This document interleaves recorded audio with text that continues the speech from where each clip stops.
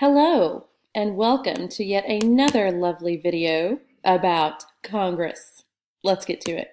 Today we want to talk about how bills become laws. So first of all, there are different types of bills that we want to talk about, and also different types of resolutions. So the first thing that we want to look at are different types of bills. Okay, now we've got private and public bills, and as you can probably imagine, a private bill is going to deal with an individual person or a small group of people or like a specific place. And a public bill is going to refer to, a bill that affects the general public, so like the rest of us, okay? So then we've got three different types of resolutions we want to look at. The first type is a simple resolution, and this is a resolution that only affects one house of Congress. So for an example, for the simple resolution, you could put like if the Senate would decide to get rid of the filibuster, that would be a simple resolution because it only affects them. We've also got joint resolutions. These are going to affect both houses of Congress. And then you've also got a concurrent resolution, which could also affect both houses of Congress. And we'll look at some examples of those. We've also got rider bills. Now, whenever bills are presented to Congress, like as the entire House or the entire Senate, by the time they get to them, they have a whole lot of different small bills on top of them, okay? And we call those rider bills. Those are smaller bills that are attached to a major bill, because if that major bill gets passed, then all the rider bills get passed too, okay? And sometimes, because there are so many rider bills on a specific bill, that bill could look like a Christmas tree. All right, so the steps in the bill to law process. I'll tell you there are 10 steps, okay? So get ready. Step one is introducing the bill. These ideas are going to come from private citizens, interest groups, or from the executive branch.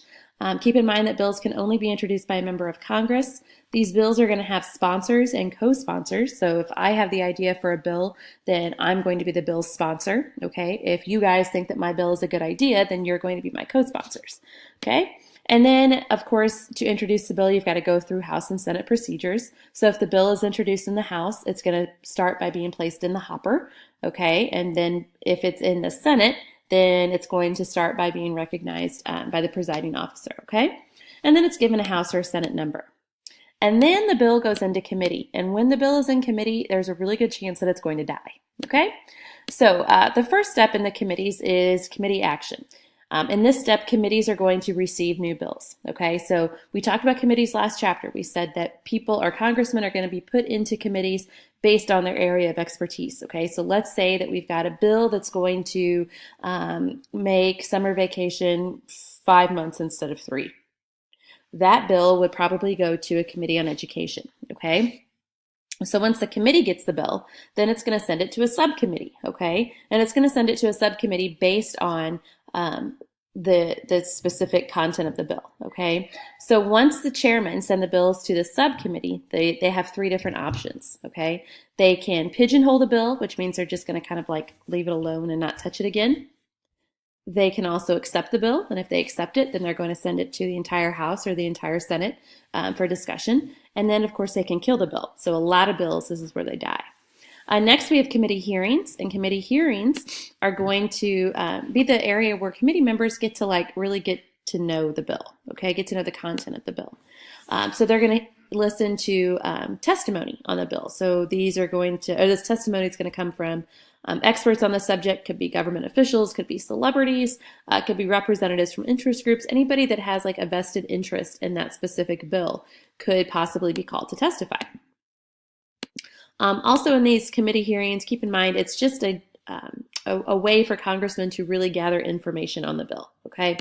It can also bring publicity to issues of the bills, and it can also, of course, give interest groups a chance to voice their opinions. So step 4 is the markup session, and this is where the committees are going to make any changes that they want to make to the specific bill. So still in committees, okay? Hence my I'm waiting emoji or Bitmoji.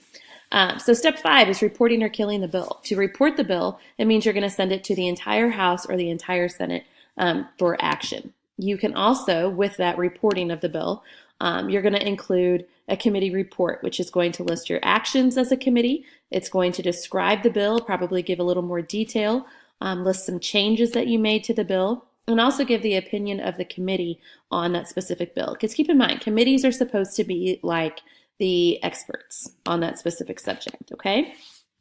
So step 6, this is going to be debating or amending. Most of the time, the actual debate is not going to, well, few people are actually going to debate on the House floor. It's kind of like, unless it's a super, super high profile bill, they kind of take the opinion of the committee and just kind of go with it, okay? They can also amend bills in this level, and these amendments can, of course, include major changes to the bill. It includes like maybe fixing typos. Sometimes amendments are added to slow the progression of the bill. So if you really don't like the bill, but you think it's going to pass anyway, maybe you're just going to, I don't know, try to add some amendments to it. Because then every amendment that's added to the bill has to be discussed and debated, and it's just going to lengthen the process, okay? The amendments are only added if the majority of the House and the Senate approve of them, okay? That's kind of like a theme through this, got to have a majority.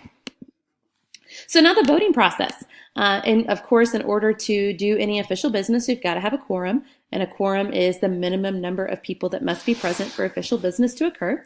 Passing the bill requires a majority.